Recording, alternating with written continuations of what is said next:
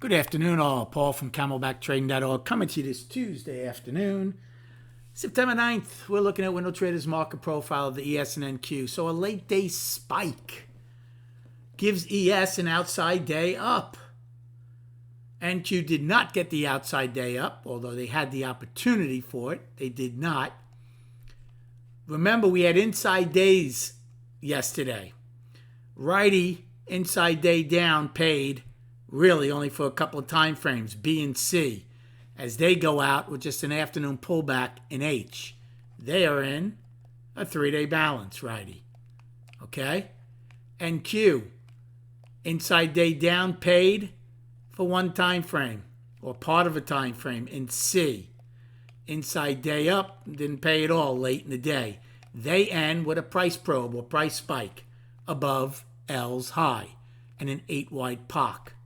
And Q, inside day down, big time failure. Barely took it out in C, and then they finally took out yesterday's high and the poor high in I, struggled for 2+ hours before they spike up.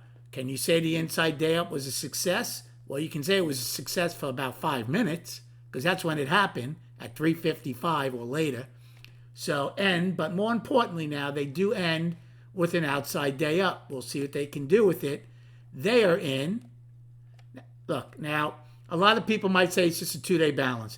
I still believe Friday's high and low is real important. So to me, it's a 4-day balance, including Thursday, right? Thursday, Friday, Monday, Tuesday, but Friday's entire range is the balance, right? And in NQ, to me, it's a 3-day balance, okay? Friday, Monday, Tuesday, all right? So, we'll see how they come out of that. Now, tomorrow you do have PPI. This time it's out ahead of CPI. It always used to be ahead of CPI because, like I've said in the past, PPI is what it costs to produce the item. CPI is what it costs the consumer to buy it. It makes sense to have PPI come out first because the consumer buys it after it's produced. So don't ask me why they've really changed it.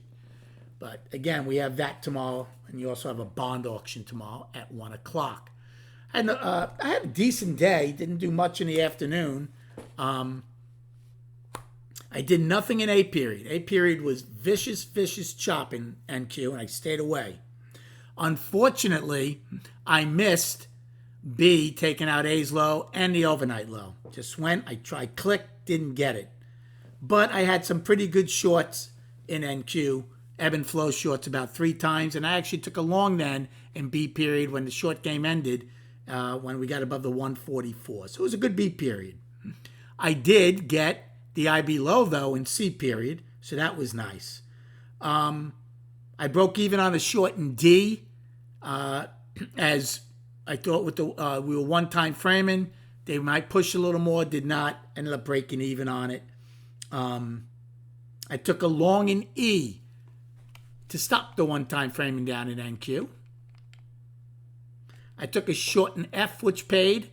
Thought it might be the afternoon rally high, staying below the opening. Obviously, it wasn't, but I still got paid. And in H period, I actually took a long to try to get the IB high. Now, we didn't get it, but I did get paid.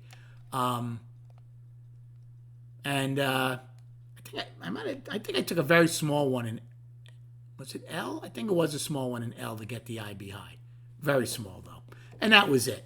Look, again, it's fickle, fragile, glass-jawed traders, right? As look at what we do, right?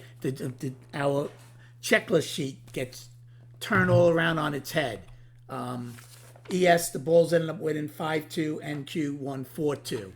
But a lot of uncertainty throughout the whole day. You spend 7 for 7 down here, and then you go up here and spend 5 or 6 time frames, right? But there was no real movement. They had nothing really until the last 5 minutes of the day. Now the big question is, will that continue? So the most positive response is obviously to open above the base of the price probe, which is L's high. Remains to be seen. Okay?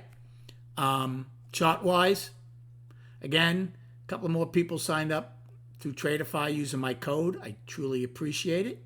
So that my code is on these videos every morning and afternoon. I do believe they are one of the best prop firms out there, and there are a lot of them out there. So if you do decide to give them a try, I appreciate if you use the code on my videos. Thank you very much. All right, so for the charts, here's the daily. It's a 4-day balance, right? As far as I'm concerned, it's a 4-day balance in the S&P, right? And the weekly is also in balance as it tries to break out. So they're a stone's throw away from the all-time high again, the S&P. The market is very resilient. The volume again wasn't good. 54 million today in SPY. That's going to be below average by a decent amount. NQ's at 41.5, so they have 3.5 million below average as of right now. So we'll see how that ends up tonight. Thank you so much for liking and subscribing to this channel. Enjoy your evening, rest up, and we'll speak prior to the opening tomorrow.